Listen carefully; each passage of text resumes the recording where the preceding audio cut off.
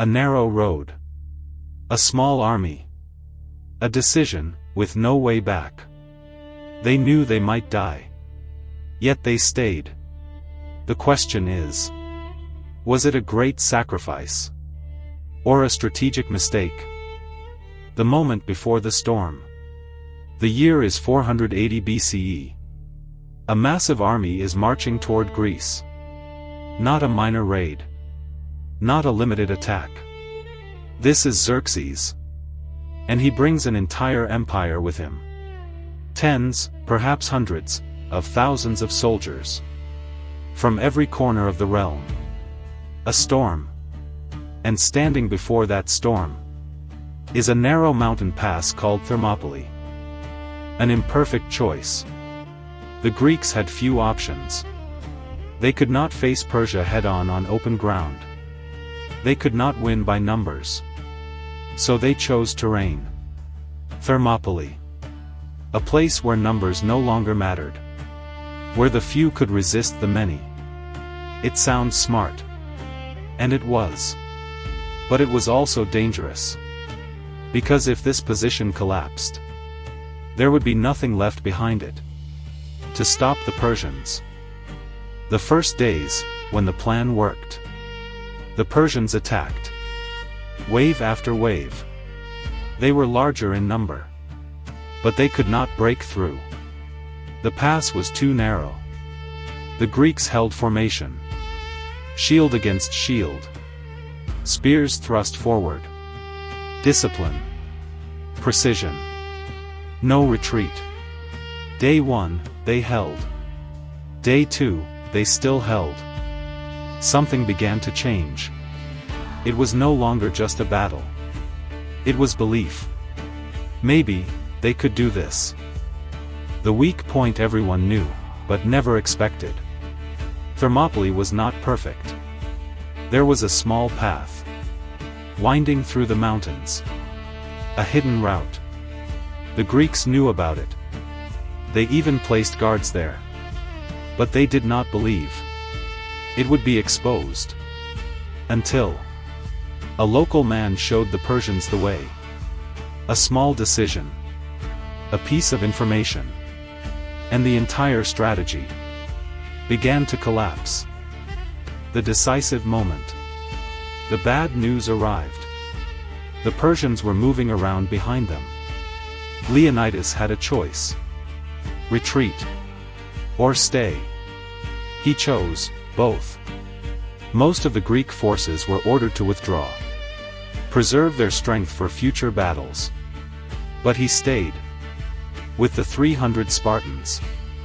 And a handful of allies. This was no longer defense. This was delay. A cold, calculated decision. Sacrifice. Or calculation. It sounds like pure heroism. Staying behind, to die. But look closer. If everyone retreated, the Persians would advance faster. If a small force stayed, they could slow the enemy down. Every hour mattered. Every minute had value. So this may not have been blind sacrifice. It may have been calculation. A calculation, paid for with human lives. The final day, no more strategy. When the Persians attacked from both sides, everything changed. No formations. No terrain advantage. Only combat. Close. Fast. Chaotic.